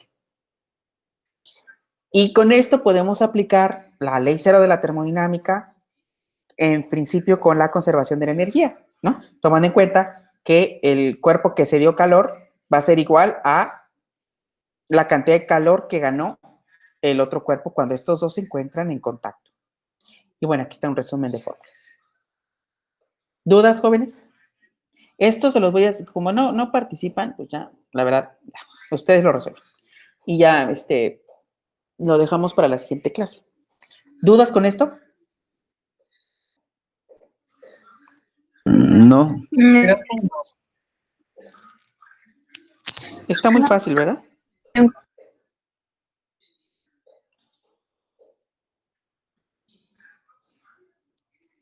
Ok. Pues sí, nada más que aún me trabo un poquito con lo de las fórmulas, pero sí.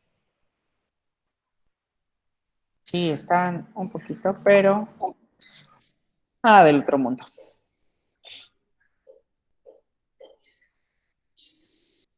Ok, voy de una vez a, yo creo que sí. Todavía me quedan unos minutos más. Le voy a avanzar todavía. Hicieron, se supone, la tarea, ¿no? De gases ideales, ¿verdad? Sí. Ok. Bueno, antes de continuar, bueno, ya es una presentación que ya la tenía hecha, pero en la vida real, no necesariamente la capacidad calorífica o la capacidad específica del material se mantiene constante con con el tiempo. O sea, hay veces, sobre todo se da mucho en los gases, lo vamos a ver, donde la capacidad calorífica del gas, no, a pesar de que yo les comenté que la capacidad específica es válida en cierto intervalo de temperaturas, eso es asumiendo que podemos ignorar la dependencia de la capacidad calorífica de dicho material con respecto a T, pero resulta que la capacidad calorífica depende de T, depende de la temperatura. La capacidad calorífica es una propiedad de estado, es una función de un sistema y que esta función depende de T. No va a ser la misma capacidad calorífica del agua a 3 grados centígrados que del agua a 80 grados centígrados. Y eso es natural. ¿Por qué? Porque está cambiando la densidad del sistema, porque estamos aumentando la temperatura. Entonces, la capacidad de transferencia energética del agua a esta sonda, a este barrido de temperaturas, tiene una dependencia lineal y que se hace más importante cuando lo tenemos en estado gaseoso. Y resulta muy importante analizar el vapor de agua porque casi todos los equilibrios de termodinámica, todo lo que implique un balance de energía, sobre todo expresado en calderas, está asociado a vapor de agua. ¿Sí? De hecho, hay tablas termodinámicas de vapor sobresaturado, vapor sobrecalentado, etcétera, y vemos una dependencia de la capacidad calorífica del vapor si se encuentra a 100, 150, que a 300 o 150 grados centígrados más arriba, donde la capacidad calorífica sí cambia abruptamente con respecto de T. ¿Ok? Entonces, permítanme.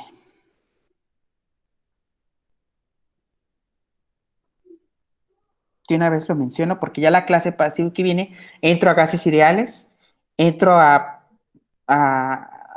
propiedades, entro a propiedades de los gases, ya entro a ciclotermodinámicos y ya, estamos listos para la siguiente evaluación. Entonces, hasta aquí viene el examen para el día, habíamos dicho viernes, ¿no? Entonces, el examen será viernes. Acuérdense que el viernes tenemos clase. Yo creo que va a ser después de mi clase porque no puedo atrasar. El viernes vemos gases ideales, pero eso ya entraría para la siguiente evaluación. Hasta aquí sería el examen de termo. ¿Ok? Voy a mandarles ejercicios, estos que habíamos visto, y ejercicios adicionales para que pasen ahorita. Y ya estamos listos para el examen y el viernes ya los evalúo. Nada más que quisiera ver todavía un pequeño tema que a lo mejor sí lo meto en el examen. Voy a dejar. Disculpe, doctor, ¿qué viernes va a hacer el examen? Este viernes. ¿Este viernes? Ajá. Va a estar muy fácil, ¿no? Y casi no hay dudas, todo les está quedando súper claro. Entonces, quiere decir que están listos para la evaluación.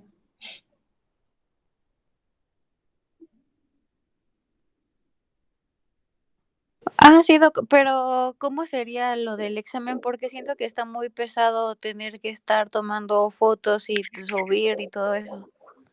Bueno, como aquí ya es termodinámica, no, yo creo que ahí yo creo que lo voy a habilitar ya en el aula virtual. Ahí sí ya se puede.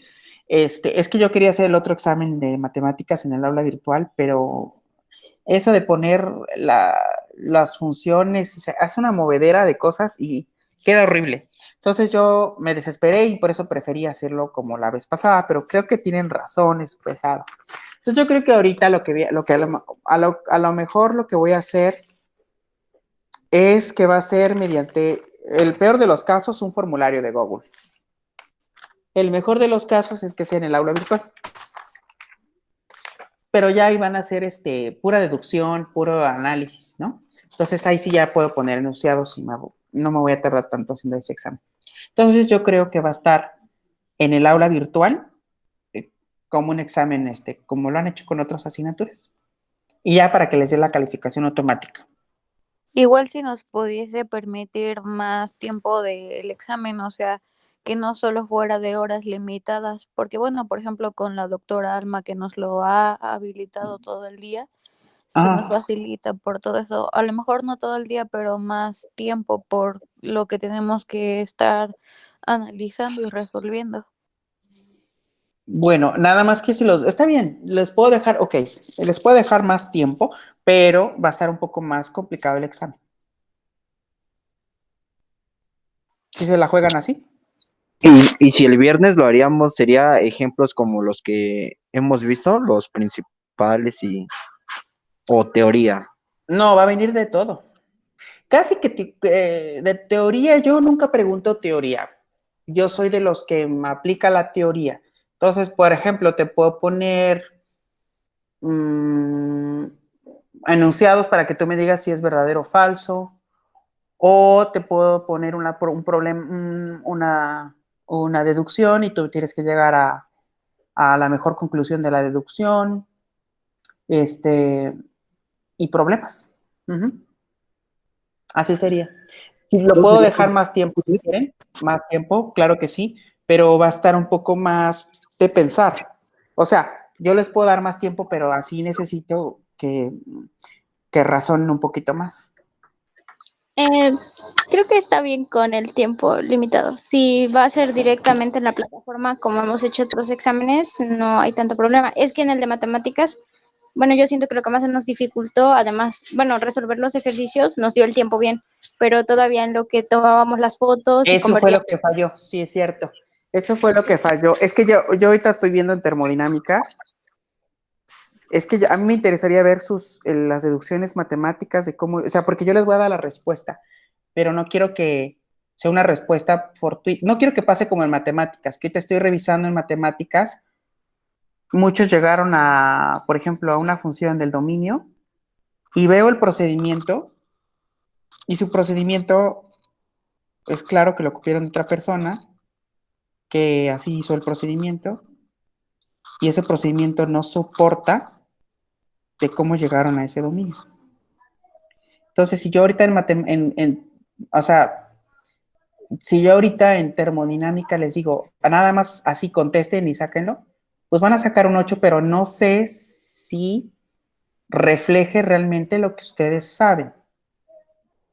Porque admitémoslo, no todos ustedes son legales, no quiero ofender a nadie, ¿no? Pero hay personas que se les da mucho la piratería y demás, y no es correcto. No es correcto porque estamos ya en la ingeniería y yo casi nunca permito esto. Entonces, sí me interesa mucho ver cómo llegas a las análisis. Porque a veces lo que hago yo es que te evalúo, pero si yo tengo una sospecha que es copia, lo que voy a hacer es que para darte la credibilidad, porque tampoco es que me conste, porque hay muchos, me pueden argumentar que muchos procedimientos pues van a ser muy parecidos porque llegas a la misma respuesta y ese argumento es válido. Pero lo que sí hago a veces es que si yo sospecho que ustedes copiaron, hacemos una sesión virtual y me vas a explicar cómo llegaste a la deducción. Y si no lo logras hacer, no me lo explicas, pues me estás demostrando que copiaste. Porque una persona que lo hace por deducción propia no necesita ni siquiera decirle, a ver, explícamelo, lo explica rápido, ¿no? Porque es su deducción, su análisis, ¿no? O sea, es muy diferente. Entonces, en termo, sí tendría yo que pedir sí tendría, a lo mejor para las preguntas más de análisis, no, pero para los problemas sí tendría yo que pedir evidencia que soporte eso. Pero ya serían, ¿qué? 3 problemas, por ejemplo, 4 a lo mucho, ¿no? No es como matemáticas, que era 1 por cada uno, y eran 10, que sí pesaba más el documento, eran más fotos que tomar. Entonces, si es así, si yo les pido las fotos, haré caso a lo que me comentan de dar más holgura al tiempo para que les dé tiempo suficiente de tomar la foto y subirla como soporte. ¿Sí? Sí, no. Bueno, entonces, así le vamos a hacer. Nada más déjenme ver, hoy es miércoles, yo digo que de una vez lo hagan el viernes para que ya se deshagan del compromiso. ¿O quieren más tiempo? El lunes, tal vez. ¿Lunes? Ok. Sí, ¿Puede el ser lunes el suena lunes? como Bien, lunes, si quiere. Sí, porque no me dijeron que querían más tiempo. Entonces, lunes puede ser. estaría- Lunes, ok. Lunes. Y el viernes, entonces les digo a qué horario, en qué horario quedaría. Entonces, el horario quedaría, pues, fuera. El lunes creo que no nos vemos, ¿no? Entonces, nada más sería cuestión de que me digan más o menos en qué horario ustedes quieren para que lo habilite. ¿En qué horario lo prefieren? Para que no estén estresados. O lo platican y me dicen. Sí, mejor. Ok, no vayan a cometer el error que hizo el otro grupo. El otro grupo, medio payasín, me dice que no podía el horario que yo dije del otro examen. Qué raro que ustedes no me dijeron nada del otro examen. Así que gracias, pero el otro grupo me comentó algo así y está bien, se lo reprogramé para el día siguiente y el día siguiente tuve que cancelar mi clase porque no se dieron cuenta que había otro profesor que tenía que darles clase y los recorrió todo y por yo amable de recorrer el horario, yo me salí perjudicado porque no di clases en matemáticas. Entonces piensen bien qué horario quieran el lunes. No vaya a ser que no se fijen y tienen otra materia. ¿Ok? Voy rápido a compartir algo que, si no, todavía el viernes me da tiempo de meterlo al examen para lunes. Esa es la ventaja de que sea lunes, porque meto lo del viernes, ¿no? Entonces, miren, esto es lo que yo les quería comentar. Me dicen si lo pueden ver.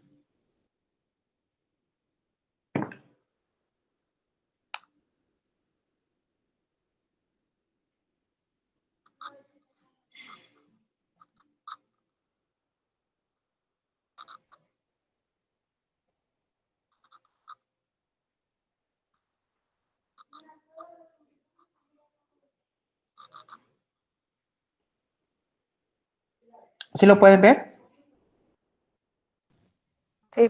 Bueno, a ver, resulta que, por ejemplo, yo lo que se acostumbra mucho es que a la hora de la hora, a ver, voy a poner esto aquí, a la hora de la hora, te pida yo calcular el calor, por ejemplo, calcule el calor que manifiesta una sustancia, por ejemplo, el clásico que es vapor de agua, por ejemplo, les puedo pedir que sea vapor de agua, pero el vapor de agua, como es un vapor que es en estado gaseoso, pues este tiene una capacidad calorífica que como es vapor, yo puedo calcular el calor en sus diferentes formas, sea calor a presión constante o calor a volumen constante. Eso depende del sistema en particular.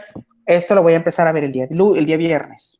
Depende del calor, depende de lo que yo quiera calcular, puede ser a presión o a volumen constante. Y entonces les puedo decir, a ver, calcula el calor, por ejemplo, se me ocurre que calcules el calor en un proceso isobárico. Quiere decir que es un proceso a calor a presión constante. Entonces, el calor a presión constante tendría que ser igual a la masa otra vez por la capacidad calorífica del vapor, pero esa presión constante, por delta T, ¿no? Que es lo que estamos aprendiendo hoy. ¿Sí, chicos? Pero resulta que te puedo decir, pero el calor, por ejemplo, el CP es igual a, se me ocurre, 0. Por ejemplo, 8 más 1 sobre T más 1 sobre T cuadrado. Así se comporta el CP. Si se dan cuenta, ahora el CP ya no es constante. Va a tener una dependencia directa con T. Entonces te puedo decir, vas a calcular el calor a presión constante desde T1. ¿Qué te gusta T1? Por ejemplo, 120 grados centígrados. 120 grados centígrados. A T2, por ejemplo, ¿no? Me voy a ir a T2. Estamos hablando de por ejemplo, 200 grados centígrados. ¿Ok? Entonces, ¿cómo calcularías el calor? ¿Quién me puede decir? ¿Me puede dar una pista de cómo calcularías el calor?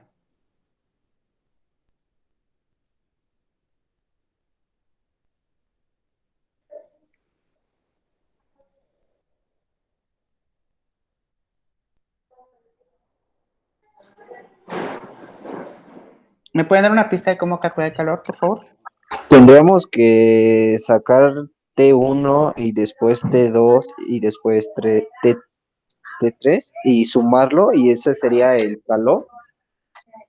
No, Bueno, ¿no? no. Aquí, fíjate, el calor sería igual a M por Cp por diferencial de T. Esto lo vamos a ver. Ay, a mí me encanta mucho la unidad que viene porque vamos a meter mucho estas cosas. No, se van a enamorar de termodinámica. Van a ver. Entonces calor es igual a M por Cp por delta T. Pero yo sé que Cp depende de temperatura. O sea, no es un valor absoluto. Entonces lo que tenemos que hacer aquí sería M por lo que vale el Cp. ¿Cuánto vale? 0.8 más 1 sobre T más 1 sobre T2. Ay, perdón, T cuadrado. T cuadrado. ¿Qué me falta aquí, jóvenes?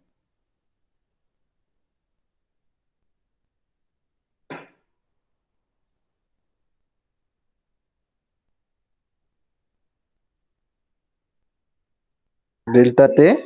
Por diferencial de T.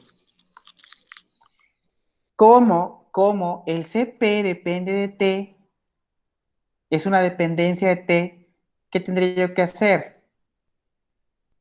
Tengo calor, que ya lo voy a calcular, que va de T2, de T1 a T2. ¿Qué tendría yo que hacer? ¿Qué tendría yo que hacer? ¿Quién me puede decir? Pues va a ser igual a la masa por el Cp dependiente de T por diferencial de T. ¿Qué tengo que hacer? Pues hay que integrar. Vamos a integrar, entonces quedaría, voy a borrar esto aquí para que tenga yo espacio. Nada más acuérdense que T1 y T2 es eso. Voy a borrar aquí. Mejor. Ok, ya tengo el valor, ya tengo la integral. Casi siempre lo que les falla a ustedes en termodinámica es que tienen que encontrar las condiciones para integrar. Entonces, calor va a ser igual a M, porque eso es una constante, por la integral de 0.8, ok, 0.8 más 1 sobre T más 1 sobre T cuadrado por diferencial de T. Y este va a ir desde los 120 grados centígrados hasta ¿cuánto? Hasta los 200. Entonces, muchas veces el calor no se puede obtener por una fórmula directa. La ventaja de que ustedes están formando como ingenieros es que, pues cuando la fórmula no es directa y tenemos una constante que depende de algo, pues no tenemos por qué espantarnos. Lo único que tienes que hacer es integrar. Entonces, el calor va a ser igual a la masa por la integral de 120 a 200 por la dependencia de la capacidad calorífica por diferencial de T. Y ya, lo tendríamos que integrar y entonces con eso ya sabríamos cómo calcular el calor. ¿Sí? Pero ya estos son sistemas que la dependencia de la capacidad calorífica no es constante con T y eso grábenselo en la cabeza. Los problemas que hemos estado viendo son problemas idealizados en el supuesto de que la capacidad calorífica, presión constante o volumen constante es una propiedad independiente de T. pero nada más cierto de la realidad. Realmente la capacidad calorífica tiene una dependencia con T. Casi todo tiene una dependencia con T. La densidad, por ejemplo, de un compuesto, de un líquido, no es la misma a 3 grados centígrados, 4, a 20, a 30, a 50, a 80, a 90, a 100 grados centígrados. La densidad de esa sustancia depende de T.